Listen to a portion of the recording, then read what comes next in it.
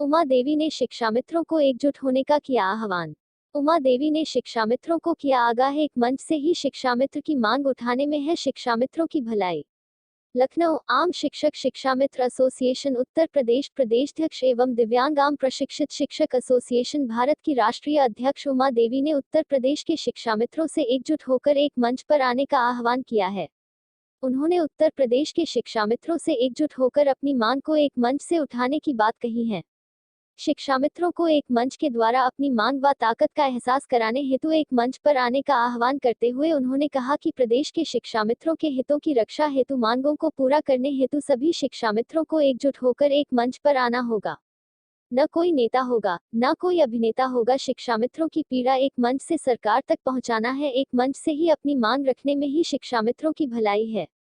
उन्होंने कहा कि जो शिक्षामित्र नेता एकजुट होने का एक मंच पर आने का कार्य न करें, अपनी आवाज एक मंच से उठाने का कार्य न करें, तो ऐसे शिक्षामित्र नेता शिक्षामित्रों के सच्चा हितैषी कदापि नहीं हो सकते। ऐसे नेताओं को शिक्षामित्रों द्वारा उखाड़ फेंकना चाहिए। ऐसे नेताओं को शिक्षामित्रों के भविष्य के साथ राजनीति करने का कोई अधिकार नहीं है।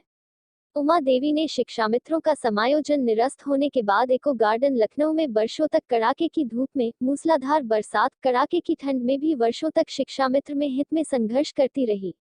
उमा देवी के नेतृत्व में महिला शिक्षा मित्रों के सामूहिक रूप से सुहागिन होते हुए भी मुंडन करवाने, केश उतरवाने का कार्य किया था, जिससे उत्तर प्रदेश सरकार की विश्व स्तर पर आलोचना हुई थी।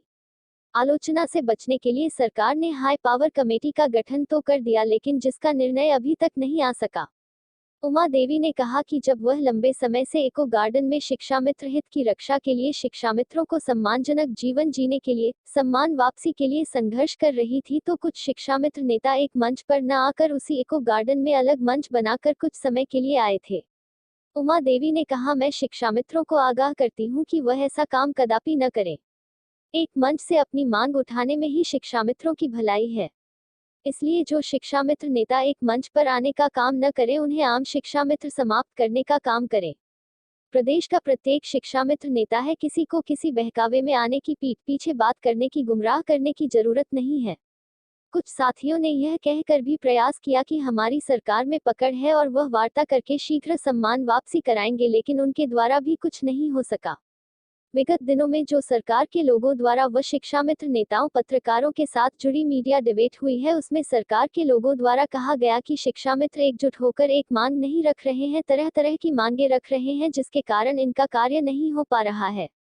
उमा देवी ने कहा कि अब शिक्षामित्रों को एक मंच पर आकर अपने सम्मान वापसी की बात एकजुट होकर करनी चाहिए और इको गार्डन में उन साथियों की तरह से अलग अलग मांग करने का काम न करें।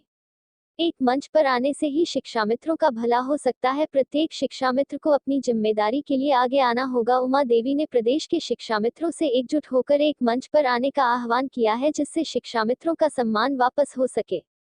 उमा देवी ने कहा कि शिक्षामित्रों का सच्चा हितैषी नेता वही है जो शिक्षामित्रों के लिए अपना सब कुछ, तन मन धन जीवन सब कुछ न्यौछावर कर दे। उमा देवी शिक्षामित्रों के दुख में अब तक की सबसे बड़ी संघर्षशील साथी रही है। उमा देवी ने कहा, अभी भी समय है, उत्तर प्रदेश के शिक्षामित्र एकजुट होकर एक मंच से अपनी मांग सरकार के समक्ष रखने का काम करें। इसी में ही शिक्षामित्रों की भलाई है। उमा देवी ने उत्तर प्रदेश के शिक्षामित्रों से एकजुट होने का आह्वान किया है। उमा देवी शिक्षामित्रों के हितों के लेकर कड़वा सच बोलने को लेकर जानी जाती हैं। कड़वा सच बोलने के कारण चर्चा में रही हैं, जिसके कारण अन्य शिक्षामित्र नेताओं को परेशानी हो रही है। उमा देवी ने प्रदेश के शिक्षामित्रों से एकजुट होकर एक मंच से सरकार के समक्ष शिक्षामित्र हित में एक ही मांग रखने से अपील की है।